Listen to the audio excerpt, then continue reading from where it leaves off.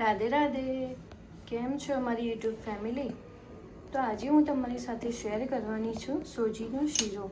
તો તમે જોઈ શકો છો કે સોજીનો શીરો કેવો એવો સરસ, અને એમાં દૂધ એડ કરેલું છે એટલે માવા જેવો પણ ટેસ્ટ આવે એમાં.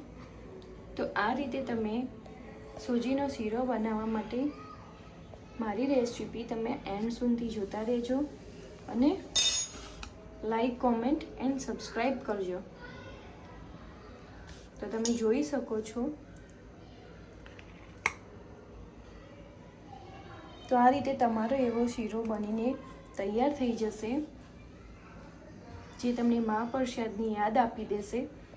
તો આ રીતે તમે શીરો બનાવજો. તો ચાલો આપણે રેસીપી શરૂ કરીએ. તો સૌથી પહેલાં આપણે ગેસ ચાલુ કર્યો અને આમાં છે એ માપ લેવાનું એક સરખું. તમારે સોજીના શીરા માટે એકદમ તમારે મહાપ્રસાદ જેવું થશે. તો મેં અહીંયા 1 વાડકી ઘી, 1 વાડકી સોજી અને 1 વાડકી દૂધ લીધું છે અને સજાવવા માટે બદામ લીધી છે. સૌ પહેલાં આપણે એમાં ઘી એડ કરીશું.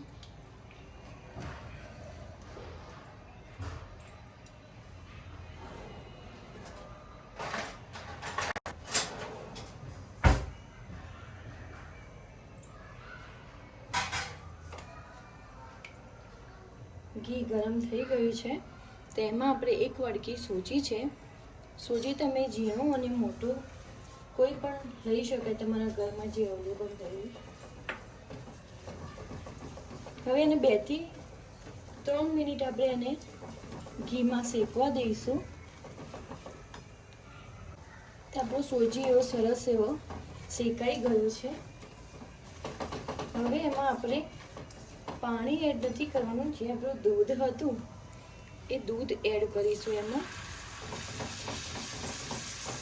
તો દૂધ એડવાથી તમારું એકદમ સોજી છે એકદમ સોફ્ટ થઈ જશે અને માવો પણ નાખવાની અંદર જરૂર ના પડે અને એવો માવા જેવો શીરો આપણો સોજીનો રેડી થઈ જાય છે. તો આ રીતે એને દૂધ રેડીને થોડીક વાર હલાવીશું. ને એમાં મેં ખાંડ લીધી છે, 1/2 વાડકી ખાંડ છે. તમે ગળ્યું મોણું તમારી રીતે કરી શકો છો.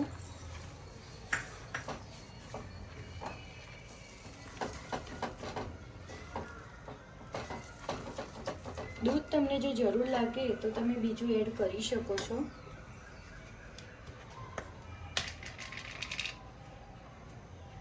એમાં હું થોડોક એડ કરીશ ઇલાયચી પાવડર.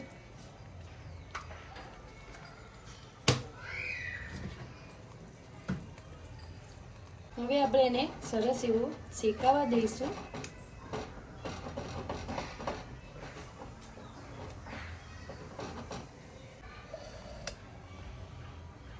તો સરસ એવો સોજી થવા આવ્યો છે આપણો. આ રીતે તમે સોજીનો શીરો આ રીતે બનાવજો તો તમારું ટેસ્ટી, અને દૂધ નાખ્યું છે એટલે સરસ એવો સોફ્ટ અને માવા જેવો ટેસ્ટ આવશે અને તમે ખાતા રહી જશો. તમે વારે વારે આ શીરો તમે બનાવશો, ગળ્યું ખાવાની ઈચ્છા થશે તો.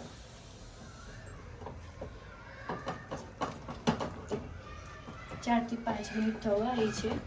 હવે આમાંથી ઘી છૂટું પડે. તો આ રીતે જો રેડી થઈ ગયું છે. સોજી તાંસરું છોડે છે અને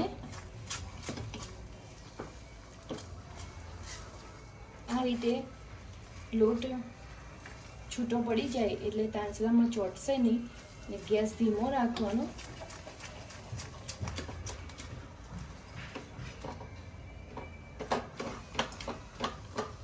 તો 5 થી 10 મિનિટમાં શીરો થઈ જાય છે આપણો, વાર નથી લાગતી.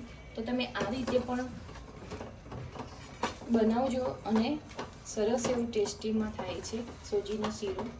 તમે જોઈ શકો છો સરસ છે અને સોફ્ટ પણ છે. તો એકદમ તમારું મહાપ્રસાદ જેવો સોજીનો શીરો તૈયાર થઈ જશે.